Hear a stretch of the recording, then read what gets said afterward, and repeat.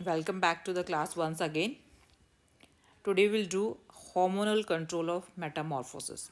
पिछली क्लास में हमने डिफरेंट टाइप्स ऑफ मेटामॉर्फोसिस किया था. फॉर एक बार रिकैपिचुलेशन के लिए, first type was a मेटाबॉली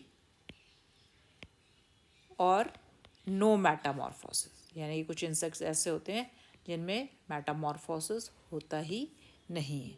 second was पोरो मेटाबॉली, और जिसको हम you can say gradual metamorphosis भी कहते हैं. Third type was hemi metaboly, जिसका जो दूसरा नाम है वो हम कहेंगे incomplete metamorphosis. Fourth type was holo metaboly, यानी कि एकदम completely different type of young one होता है, और इसीलिए हम इसको कहते हैं कंप्लीट मेटामॉर्फोसिस. एक हम फिफ्थ टाइप जो है वो डिस्कस करना भूल गए थे. Fifth type of metamorphosis, there is another type which we call as hyper मेटाबॉली.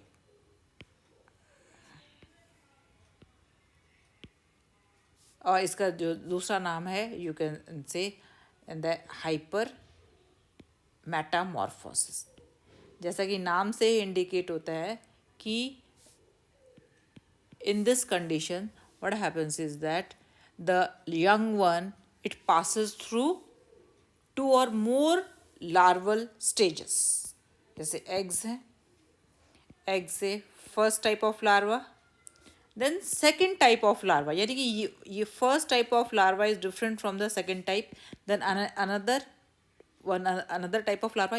यानी कि जब दो से ज़्यादा लार्वल स्टेजेस हों और हर लार्वा भी डिफर करता हो, इस तरह के मेटामॉर्फोसिस को बोलते हैं हाइपर मेटाबॉली. और उसमें जो सबसे जो लास्ट लार्वल स्टेज होती है वो नॉन फीडिंग और इनएक्टिव स्टेज होती है, जिसको कहते हैं प्री प्यूपा. राइट. और ये जो है प्री प्यूपा, एक तरह से यू कैन से कि ये फाइनल लार्वल स्टेज होती है before it gets converted to adult. और इस तरह का मेटामॉर्फोसिस जो है वो ऑर्डर इंसेक्टा में न्यूरोप्टेरा में पाया जाता है, या फिर जो पैरासिटिक हाइमेनोप्टेरन्स है ना, जैसे वास्प वगैरह हाइमेनोप्टेरा में आता है, हनी बीज हाइमेनोप्टेरा में, तो सर्टेन हाइमेनोप्टेरन्स हैं जो कि एंडोपैरासाइट्स हैं, वो भी जो है they also show hyper metaboly. Correct. Okay. Now we come to our actual topic, the topic of concern, that is hormonal control of metamorphosis. मैंने जब कैरेक्टरिस्टिक करे थे हमने बताया था कि इंसेक्ट्स जो हैं they are the first organisms to have endocrine glands to control various activities. तो एक बार आपको मैं डायग्राम दिखाती हूँ. हमने पिछली क्लास में भी कराया था कि हमने जब ब्रेन करा था बताया था कि जो ब्रेन जो है उसके 3 लोब्स हैं, प्रोटोसेरेब्रम, ड्यूटरो एंड ट्राइटोसेरेब्रम. तो ये देखो, ये जो है ब्रेन्स के डिफरेंट लोब्स हैं, और ब्रेन के सेंटर में there are certain cells known as intercerebral gland cells, also known as neuro endocrine cells. और यू कैन से अगर हम डिफरेंट टाइप्स ऑफ जो है ग्लैंड्स हैं which are responsible for Metamorphosis.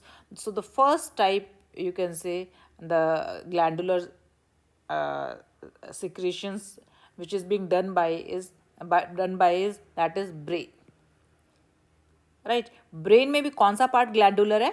Inter cerebral gland cells या neuro endocrine cells. और ये neuro endocrine cells क्या रिलीज करते हैं? They release a hormone known as brain hormone. नाम ही ब्रेन हार्मोन, बिकॉज हार्मोन जो है कौन रिलीज कर रहा है? हॉर्मोन्स के बीच में there is a group of cells known as intercerebral gland cells. और ये ब्रेन हार्मोन क्या करता है? हीमोसिल में रिलीज किया जाता है, और ये एक्टिवेट करता है प्रोथोरेसिक ग्लैंड्स को. ठीक है. अब prothoracic gland, you can say these are the second endocrine glands present in insect known as prothoracic gland. और ये प्रोथोरेक्स के दोनों तरफ इरेगुलरली शेप्ड ग्लैंड्स हैं। ये प्रोथोरेसिक ग्लैंड जो है ब्रेन हार्मोन से एक्टिवेट होके what do they do that they release secrete a hormone known as ecdysone. कई बुक्स में केवल एक्डाइसोन भी लिखा होता है।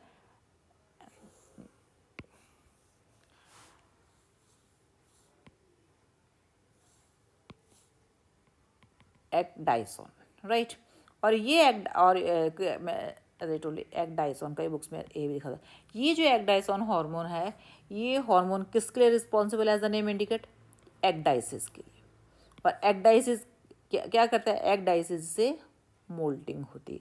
तो इसका जो दूसरा नाम है वो क्या है? Moulting hormone. यानी कि प्रोथोरेसिक ग्लैंड किसके लिए रिस्पॉन्सिबल है?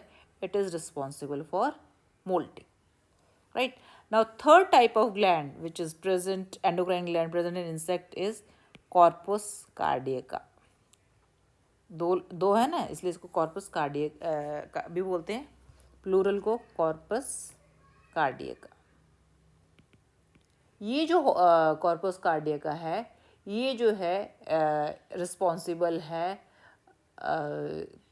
ग्रोथ हार्मोन के लिए।